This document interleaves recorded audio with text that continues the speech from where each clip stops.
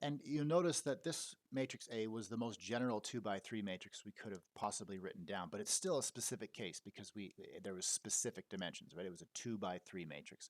There's nothing special about 2 by 3 matrices that makes this happen. And when I say this, I mean the fact that if you take the matrix A and you multiply it on either the left or the right by the identity matrix, you still just get the matrix A back as a result. That happens in general.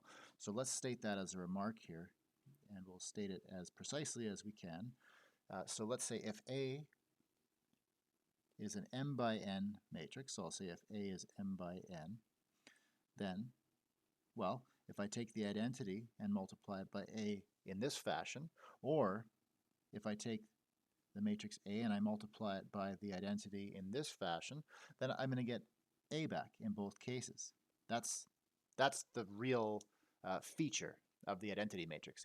Sometimes called the multiplicative identity because it has this property. You can multiply it onto any other matrix without having any effect, without making any changes.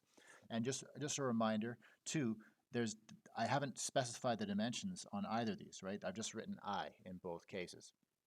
But really, this would have to be the m by m identity here, just so that it's actually compatible with the matrix A and is able to actually be multiplied. Because remember, it has to have the same number of columns as A does rows in order for this product to be defined.